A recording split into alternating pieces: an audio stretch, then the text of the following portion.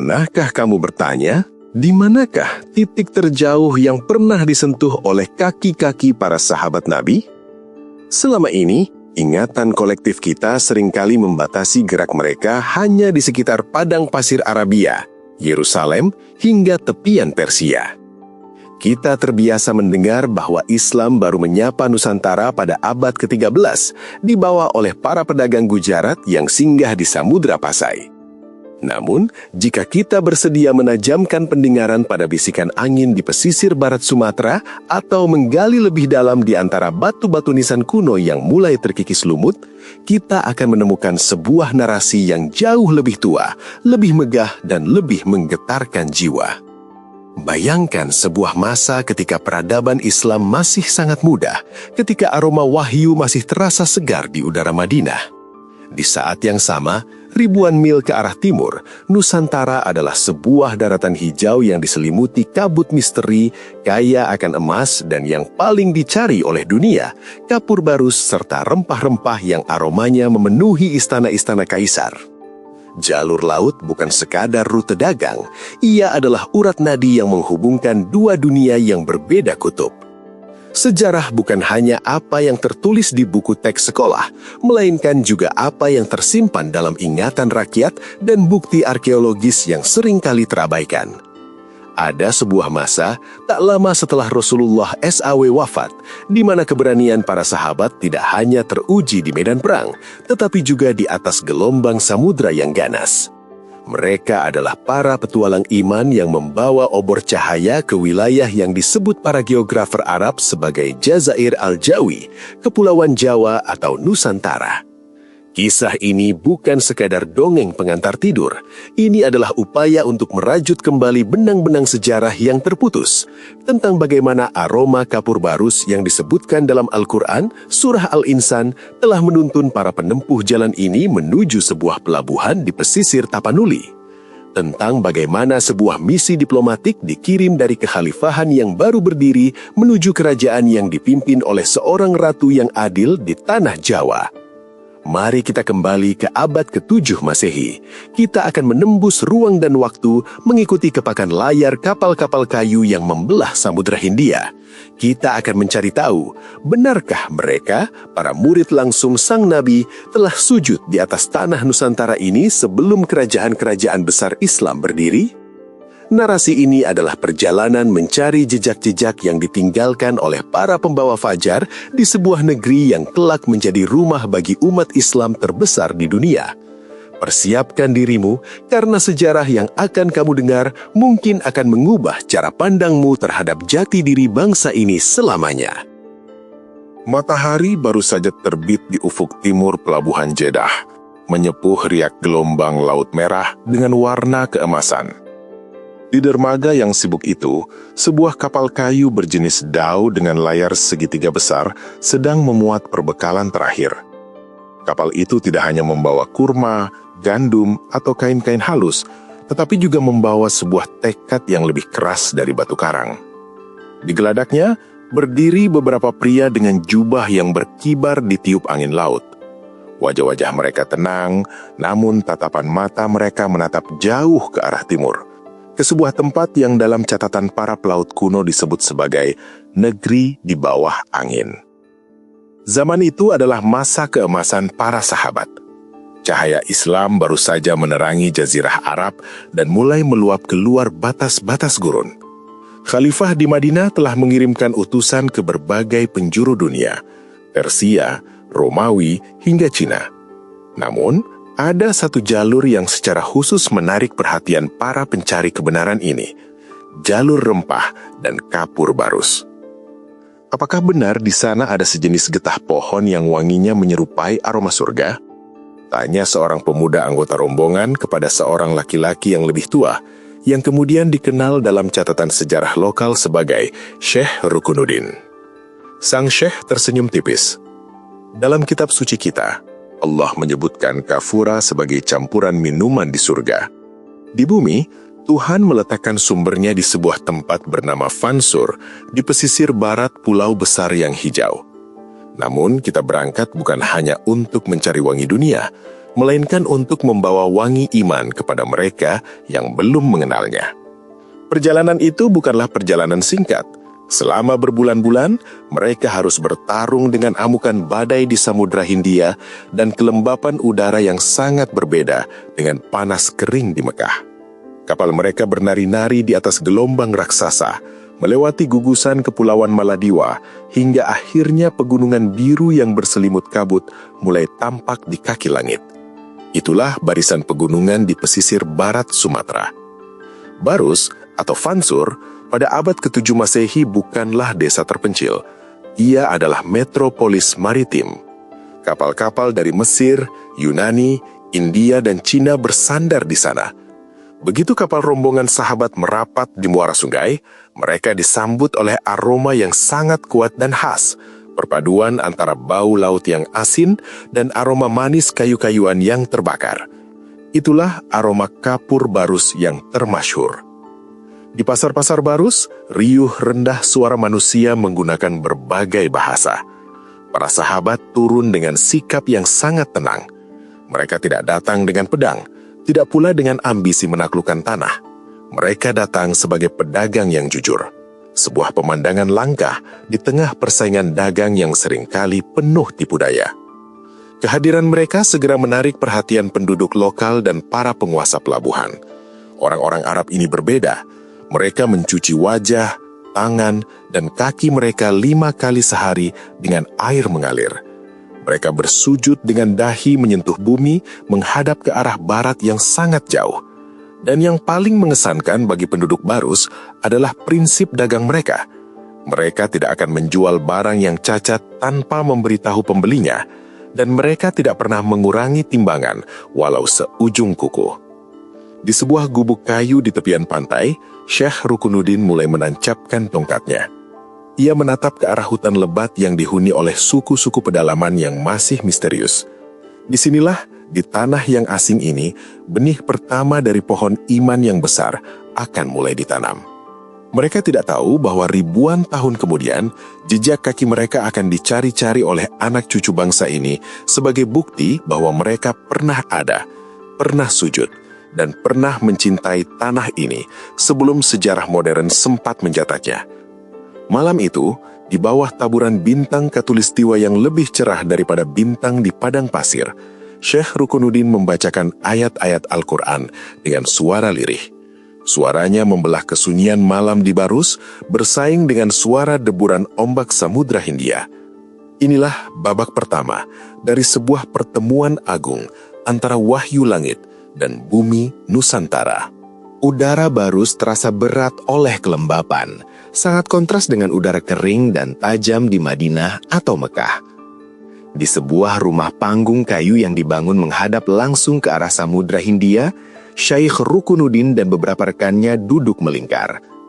Di tengah mereka, terdapat wadah kecil berisi kristal-kristal putih bening yang mengeluarkan aroma sangat kuat dan menenangkan. Itulah kafur, kapur Barus murni yang telah menjadi legenda di seluruh dunia kuno. Benarlah apa yang disebutkan dalam kitab Allah, ujar salah seorang sahabat sambil menggosokkan kristal itu di telapak tangannya. Aromanya sanggup mendinginkan gejolak jiwa. Pantas saja para kaisar dan raja-raja di utara rela membayar mahal hanya untuk segenggam kristal ini. Namun, bagi Syekh Rukunuddin, kedatangan mereka ke Barus bukanlah untuk menjadi saudagar yang mengejar tumpukan dinar. Mereka adalah bagian dari gelombang utusan yang dikirim pada masa pemerintahan Khalifah Utsman bin Affan, yang kemudian berlanjut hingga masa-masa berikutnya. Misi mereka adalah dakwah bilhal, berdakwah melalui perilaku dan keteladanan. Pesisir Tapanuli pada masa itu adalah kuali besar budaya. Kapal-kapal dari India membawa pengaruh ajaran kuno, sementara pedagang dari China membawa kain sutra dan porselen. Penduduk lokal Barus yang dikenal sebagai pelaut handal dan pengumpul hasil hutan adalah orang-orang yang jujur namun keras hati. Mereka memandang skeptis pada setiap pendatang baru. Namun, rombongan dari tanah Arab ini punya sesuatu yang berbeda, kejujuran yang mutlak. Suatu pagi di Pasar Barus, terjadi sebuah peristiwa yang menarik perhatian khalayak. Seorang pedagang lokal tanpa sengaja melebihkan timbangan lada kepada Syekh Rukunuddin. Alih-alih pergi dengan keuntungan itu, sang syekh justru mengejar pedagang tersebut ke tengah pasar hanya untuk mengembalikan kelebihan timbangan yang hanya seberat beberapa butir lada. "Kenapa engkau bersusah payah?" tanya pedagang lokal itu dengan heran.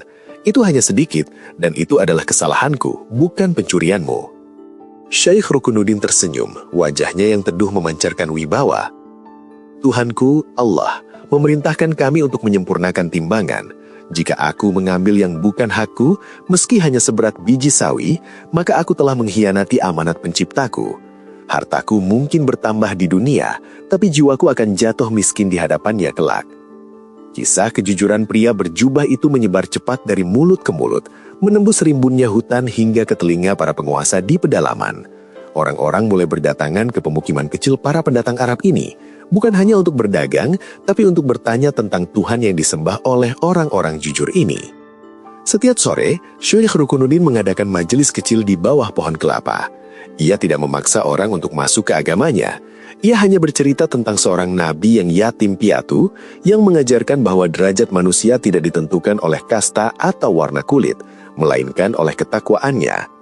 Ia bercerita tentang keadilan yang melampaui batas suku.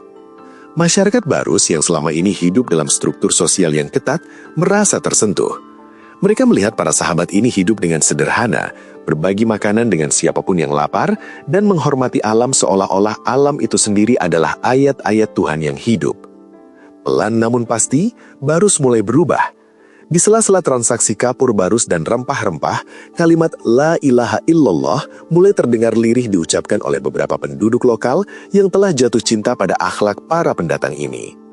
Barus bukan lagi sekedar pelabuhan dagang, ia telah menjadi rahim pertama bagi lahirnya sebuah komunitas muslim di tanah Nusantara.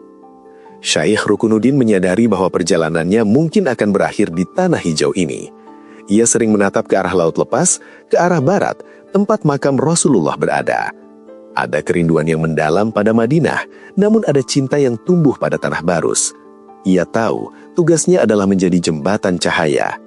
Di atas tanah Tapanuli inilah, ia mulai menuliskan sejarah yang kelak akan terkubur selama berabad-abad, namun tak pernah benar-benar hilang dari ingatan bumi. Gelombang Samudra Hindia semakin tenang saat gugusan pulau-pulau kecil mulai terlihat menghiasi cakrawala. Di atas geladak kapal utama yang memimpin rombongan besar, berdiri seorang pria dengan perawakan tegap dan tatapan mata yang tajam seperti elang. Ia bukan orang sembarangan. Dialah Sa'ad bin Abi Waqqas, sang pemanah ulung pilihan Rasulullah, penakluk Persia yang legendaris. Namun kali ini, tangannya tidak memegang busur perang. Ia memegang gulungan risalah dan peta pelayaran menuju negeri antah berantah di ufuk timur. Bagi Sa'ad, perjalanan ini adalah ujian ketaatan yang paling berat sekaligus indah. Atas perintah khalifah, ia memimpin delegasi besar menuju ke Kekaisaran China, dinasti Tang. Namun, jalur laut menuju China bukanlah garis lurus. Jalur itu adalah labilin air yang melewati Selat Malaka, leher botol dunia yang menjadi pertemuan berbagai peradaban. Dan di sepanjang jalur itulah, Nusantara berdiri dengan megahnya. "Lihatlah pulau-pulau itu," ujar Sa'ad kepada para awak kapalnya saat mereka memasuki perairan yang kini dikenal sebagai Selat Malaka. Tanah ini seolah-olah diletakkan Tuhan untuk menjadi tempat perhentian bagi siapapun yang ingin melintasi bumi. Hijau yang tak pernah pudar, air yang tak pernah kering. Kapal-kapal mereka merapat di beberapa titik pesisir untuk mengisi persediaan air tawar dan menunggu angin musim, monsun, yang tepat. Salah satu tempat persinggahan mereka diyakini berada di bagian utara Pulau Sumatera. Di sana, Sa'ad tidak hanya sekedar beristirahat. Sebagai seorang sahabat yang hidup dalam didikan langsung sang Nabi, setiap langkahnya adalah dakwah. Penduduk lokal yang melihat rombongan ini merasa takjub. Kapal-kapal Arab ini membawa teknologi navigasi yang canggih, namun orang-orang di dalamnya sangat rendah hati.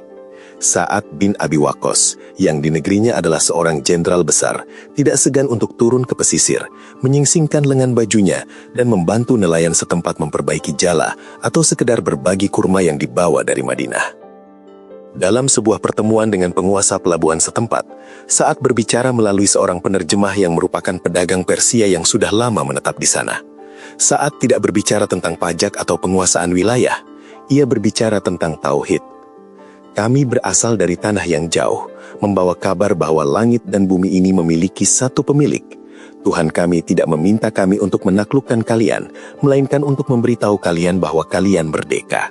Tidak ada manusia yang lebih tinggi dari manusia lain, kecuali karena kebaikannya kepada sesama. Sang penguasa lokal tertegun. Di zaman di mana kekuasaan seringkali ditegakkan dengan ujung tombak, kata-kata Sa'ad terdengar seperti oase.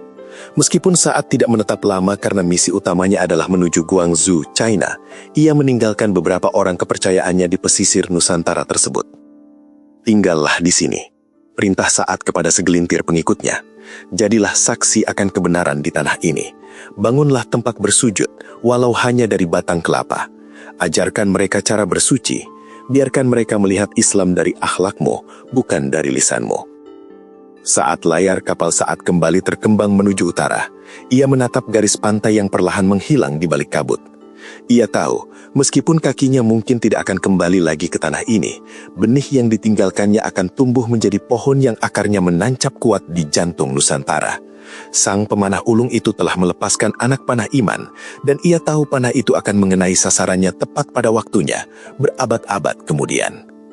Di pesisir yang ditinggalkan itu, sebuah komunitas kecil mulai terbentuk. Mereka adalah cikal bakal dari sebuah perubahan besar yang akan mengubah wajah kepulauan ini selamanya. Jejak Sa'ad bin Abi Waqqas di Nusantara mungkin hanya berupa persinggahan singkat dalam catatan sejarah formal. Namun dalam ingatan batin masyarakat pesisir, ia adalah sang pembawa fajar yang pertama kali memperkenalkan cahaya dari Padang Arafah ke tanah Katulistiwa. Layar-layar kapal besar dengan lambang kekhalifahan yang kini berpusat di Damaskus membelah air biru Laut Jawa yang tenang. Di bawah pemerintahan Khalifah Muawiyah bin Abu Sufyan, jangkauan pengaruh Islam tidak lagi hanya sekadar gerilya dakwah di pesisir, melainkan telah menjelma menjadi kekuatan diplomatik yang terorganisir. Kabar tentang sebuah kerajaan di tanah Jawa yang dipimpin oleh seorang ratu dengan keadilan yang nyaris mustahil terdengar telah sampai ke telinga sang khalifah. Kerajaan itu bernama Kalingga dan ratunya adalah Shima. Di atas kapal tersebut, seorang utusan pilihan, seorang pria yang telah melewati banyak medan pertempuran dan meja perundingan, menatap lurus ke daratan hijau yang mulai tampak di cakrawala. Namanya tidak tertulis jelas dalam prasasti, namun catatan dinasti Tang menyebut rombongannya sebagai utusan Taceh. Misinya unik, ia tidak datang untuk menawarkan dagangan atau meminta upeti, melainkan untuk membuktikan apakah benar ada keadilan yang murni di luar tanah Arab. Demi Allah, gumam sang utusan sambil merapikan jubahnya, maka tanah ini adalah tanah yang diberkati oleh kejujuran. Saat delegasi Arab itu menginjakkan kaki di pelabuhan Kalingga, mereka tidak disambut dengan kemegahan militer yang mengancam, melainkan dengan ketertiban yang luar biasa. Tidak ada pencopet di pasar, tidak ada pertengkaran di dermaga. Masyarakat hidup dalam harmoni yang sunyi namun kokoh. Sang utusan diterima di istana Ratu Shima. Di hadapan sang ratu yang duduk dengan wibawa yang tenang namun tajam, sang utusan menyampaikan salam dari pemimpin umat Islam. Namun, di balik keramah tamahan itu, sang utusan melakukan sebuah eksperimen tersembunyi untuk menguji kebenaran kabar yang ia bawa. Ia sengaja menjatuhkan sebuah pundi-pundi berisi kepingan emas di persimpangan jalan utama kerajaan, lalu ia pergi meninggalkan tempat itu. Berhari-hari berlalu, berminggu-minggu berganti bulan, utusan itu memantau dari kejauhan. Pundi-pundi emas itu tetap tergeletak di sana, berselimut debu, namun tak satu pun tangan rakyat Kalingga yang berani menyentuhnya. Orang-orang yang lewat hanya melangkahinya seolah itu adalah batu biasa. Hingga akhirnya putra mahkota kerajaan tanpa sengaja menyentuh kantong itu dengan kakinya. Ratu Shima yang mendengar hal itu segera menjatuhkan hukuman tegas kepada putranya sendiri karena dianggap memiliki niat untuk mengambil yang bukan haknya. Melihat hal tersebut, sang utusan jatuh tertunduk. Ia merasa malu sekaligus takjub. Demi Allah, bisiknya, prinsip keadilan yang diajarkan oleh Rasulullah tentang hukum yang tidak pandang bulu, bahkan jika itu kepada anak sendiri, sedang dipraktekkan di tanah yang jauh ini oleh seorang penguasa yang belum mengenal risalah kami secara utuh. Pertemuan itu menjadi titik balik diplomatik. sang utusan menghabiskan waktu berbulan-bulan di Kalingga, bukan hanya untuk mengamati, tetapi juga mulai berbagi cerita tentang sistem hukum Islam, tentang zakat, dan tentang perlindungan terhadap kaum lemah. Ratu Shima mendengarkan dengan penuh minat. Baginya, ajaran yang dibawa pria dari padang pasir itu memiliki frekuensi yang sama dengan jiwanya. Bagi sang utusan, Jawa bukan lagi sekadar pulau rempah. Ia adalah tanah yang subur untuk menanam benih kebenaran. Keadilan Shima adalah pintu yang terbuka lebar. Sebelum ia berlayar kembali ke Damaskus untuk melaporkan temuannya, ia menuliskan catatan yang kelak akan menjadi rujukan sejarah bagi para penjelajah Muslim berikutnya. Bahwa di timur jauh, ada sebuah bangsa yang jiwanya sudah Muslim, bahkan sebelum lisan mereka bersyahadat. Laporan Taceh ini akhirnya tersimpan dalam arsip-arsip besar peradaban, menjadi bukti bahwa di abad pertama Hijriah, Nusantara bukanlah wilayah terasing. Ia adalah mitra dialog bagi kehalimahan Islam, diikat oleh satu nilai yang sama, keadilan. Sang utusan pergi meninggalkan pantai Jawa dengan hati yang penuh, yakin bahwa suatu hari nanti, azan akan berkumandang dari menara-menara di tanah ini, bersahutan dengan suara gamelan yang tenang. Di belahan bumi yang lain, di tanah yang hijau berbukit-bukit dan diselimuti kabut abadi, tanah Pasundan, seorang pangeran muda sedang gelisah. Nama aslinya tertelan oleh waktu, namun rakyat mengenalnya sebagai Rakean Sancang. Ia adalah putra dari penguasa besar di Jawa bagian barat. Rakean bukan sekadar bangsawan. Ia adalah seorang pendekar yang kekuatannya konon mampu membelah batu karang dan kecepatannya menyamai hembusan angin gunung. Namun baginya, kesaktian fisik hanyalah kulit luar yang hampa. Ia mencari sesuatu yang lebih tinggi, hakikat kehidupan. Suatu malam, menurut legenda yang diturunkan turun-temurun di pesisir selatan Garut, Rakean bermimpi melihat seberkas cahaya yang membelah kegelapan dari arah barat. Cahaya itu tidak menyilaukan, melainkan menyejukkan. Ia mendengar kabar dari para pedagang antar samudra tentang seorang pria di tanah Arab yang disebut sebagai Singa Allah, Asadullah, seorang sepupu sekaligus menantu Nabi yang memiliki ilmu seluas lautan dan keberanian yang tak tertandingi. Pria itu adalah Sayyidina Ali bin Abi Thalib. Terdorong oleh rasa haus akan ilmu, Rakean Sancang memutuskan untuk melakukan perjalanan yang dianggap mustahil oleh orang sezamannya. Ia menumpang kapal-kapal dagang, berpindah dari satu pelabuhan ke pelabuhan lain, melintasi samudra luas, hingga akhirnya kakinya menginjak panasnya pasir Jazirah Arab. Pencariannya membawanya ke sebuah masjid sederhana namun penuh wibawa. Di sana, ia bertemu dengan seorang pria yang wajahnya memancarkan ketenangan yang belum pernah ia lihat pada jawara manapun di tanah Jawa. Pria itu sedang mengajar, bicaranya penuh hikmah, dan setiap kata yang keluar dari lisan sang imam seolah-olah menjadi obat bagi kegelisahan batin Rakean. Itulah Ali bin Abi Thalib. Kisah lisan menyebutkan sebuah ujian spiritual terjadi.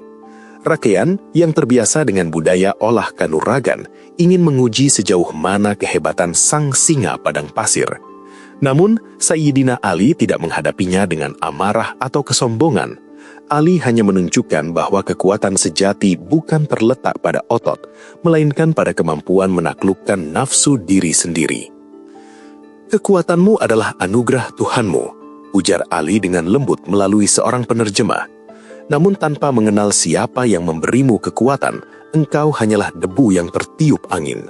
Masuklah ke dalam Islam, maka engkau akan menemukan pusat dari segala kekuatan." Di hadapan Sayyidina Ali, sang pangeran dari Parahyangan itu tersungkur. Keangkuhannya sebagai putra raja dan pendekar tak terkalahkan luruh seketika. Ia bersyahadat, menyerahkan jiwanya kepada Allah, dan mengganti namanya menjadi nama yang bernafaskan cahaya iman. Selama beberapa waktu, ia tinggal di sana, mereguk ilmu langsung dari salah satu pintu ilmu paling utama dalam sejarah Islam. Ia belajar tentang keadilan, tentang cara memimpin dengan hati, dan tentang hakikat bahwa setiap manusia adalah bersaudara. Saat tiba waktunya untuk pulang, Sayyidina Ali memberinya beberapa kenang-kenangan, konon berupa bibit pohon dan pengetahuan untuk membangun peradaban yang berlandaskan tauhid. Rakean Sancang kembali ke tanah Sunda bukan lagi sebagai pengumpul kesaktian, melainkan sebagai seorang pendakwah pertama di wilayah barat Nusantara. Ia kembali ke hutan Sancang di selatan Garut. Di sana, ia mulai mengajarkan apa yang ia pelajari di padang pasir. Ia bercerita tentang Tuhan yang satu, yang tidak membutuhkan rupa atau arca. Ia mengajarkan tata cara sholat di antara gemericik air terjun dan rimbunnya pohon jati. Meski sejarah akademis masih memperdebatkan keakuratan fisik dari pertemuan ini, bagi masyarakat Sunda, kisah Rakean Sancang adalah jembatan emosional yang menghubungkan mereka langsung dengan masa keemasan para sahabat. Kisah ini menegaskan satu hal, bahwa Nusantara tidak menunggu Islam datang di abad ke-13. Melalui individu-individu yang berani seperti Rakean Sancang, getaran wahyu dari Madinah telah mencapai relung-relung hati masyarakat pegunungan Jawa jauh lebih awal, membawa pesan bahwa dimanapun matahari terbit, di sana pula rahmat Allah bisa ditemukan. Di sebuah istana yang megah, di mana pilar-pilarnya terbuat dari kayu jati pilihan dan atapnya berlapis emas yang berkilau di bawah terik khatulistiwa, seorang penguasa besar sedang duduk termenung. Dalam literatur Arab kuno seperti kitab Uzd al-Ghabah karya Ibnu al-Athir, ia disebut dengan nama Sarbatak. Namun para pengkaji sejarah di Nusantara sering mengaitkan identitasnya dengan gelar kebesaran penguasa timur, Malik al-Hind. Dunia pada abad ke-7 adalah dunia yang sedang bergolak oleh perubahan besar. Sang raja yang memerintah di sebuah wilayah yang kaya akan emas dan kayu gaharu, wilayah yang oleh para pelaut disebut Zabaj atau Indis, adalah seorang pencari kebenaran sejati. Ia telah mempelajari kitab-kitab kuno dan mengamati pergerakan bintang-bintang. Ia merasakan bahwa sebuah cahaya baru telah terbit di tanah yang gersang di sebelah barat, sebuah cahaya yang akan mengubah arah peradaban manusia. Suatu hari, seorang utusan dari pelabuhan membawa sebuah kabar yang tak biasa. Paduka, lapor sang utusan dengan takzim, di tanah Arab telah muncul seorang pria yang tidak mengaku sebagai dewa, tidak pula sebagai raja, melainkan sebagai hamba dan utusan Tuhan yang Maha Esa. Ia meruntuhkan berhala dan mengangkat derajat kaum fakir. Sang raja tergetar. Ia tidak mengirim tentara untuk menyelidiki, melainkan mengirim sebuah delegasi khusus yang membawa hadiah-hadiah terbaik dari buminya, butiran kapur barus kualitas tertinggi, kayu cendana yang aromanya menembus waktu, dan sebuah surat yang ditulis dengan penuh hormat. Beberapa riwayat bahkan menyebutkan bahwa sang raja sendiri dalam pencarian spiritualnya yang panjang melakukan perjalanan rahasia melintasi samudra demi menemui sang pembawa risalah tersebut. Kisah tentang Malik al-Hind atau Sarbatak ini adalah salah satu fragmen paling misterius dalam sejarah hubungan Nusantara dan Islam. Dalam catatan biografi para sahabat Nabi, nama ini muncul sebagai sosok yang diberikan umur panjang oleh Allah yang sempat melihat wajah Rasulullah SAW atau setidaknya berinteraksi dengan para sahabat terdekatnya. Ia digambarkan sebagai penguasa dari timur jauh yang membawa pengakuan iman sebelum bangsanya sendiri mengenal sujud. Bayangkan momen ketika utusan dari Nusantara ini sampai di Madinah yang sederhana. Di sana, mereka tidak menemukan istana marmer, melainkan sebuah masjid dari pelepah kurma, di mana pemimpinnya duduk di atas tikar kasar. Kontras antara kemegahan materi di Nusantara dan kemegahan jiwa di Madinah ini memberikan guncangan batin yang luar biasa bagi sang raja dan pengikutnya. "Apa yang kau cari di sini, wahai Malik al-Hind?" tanya seorang sahabat Nabi dengan penuh keramahan. "Aku mencari sumber dari aroma syurga yang kurasakan sampai ke tanahku," jawabnya retoris. Sekembalinya dari perjalanan itu, sang penguasa membawa sebuah hadiah yang jauh lebih berharga daripada emas, Islam. Ia tidak serta-merta mengubah sistem kerajaannya secara drastis, namun ia mulai memasukkan nilai-nilai keadilan ilahi dalam pemerintahannya. Ia menjadi sahabat dalam arti spiritual, seorang yang hatinya terpaut pada Madinah, meski raganya harus memimpin di Nusantara. Kisah Malik Al-Hind ini menjadi pengingat bahwa hubungan antara Nusantara dan pusat Islam bukanlah hubungan antara penakluk dan yang ditaklukkan. Ini adalah hubungan antara dua pihak yang saling menghormati, sebuah pertemuan antara dua peradaban besar yang dipersatukan oleh rasa haus akan kebenaran. Di sudut-sudut perpustakaan kuno di Timur Tengah, nama Sarbatak tetap abadi sebagai saksi bahwa dari kepulauan nan jauh di timur, ada seorang raja yang telah menyerahkan hatinya pada cahaya tauhid, jauh sebelum sejarah mencatat masuknya Islam secara massal di tanah air kita.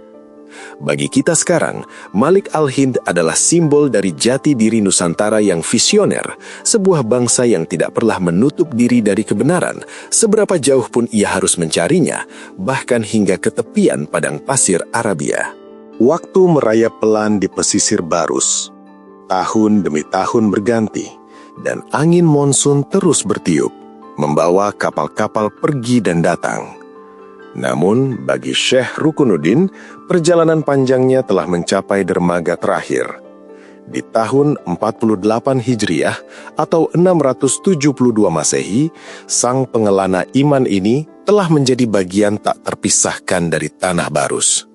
Rambut dan janggutnya telah memutih seputih kristal kapur yang dulu ia cari.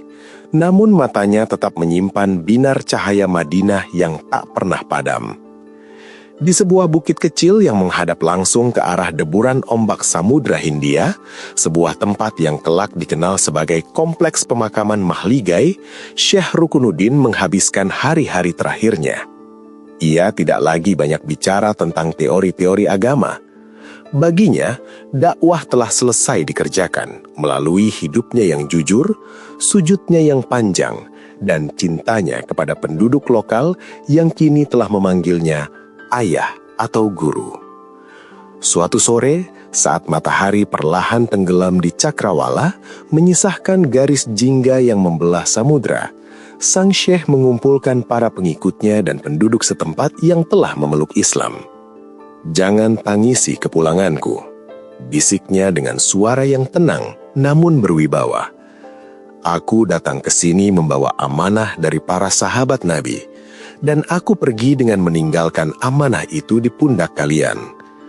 Tanah ini bukan lagi tanah asing bagiku.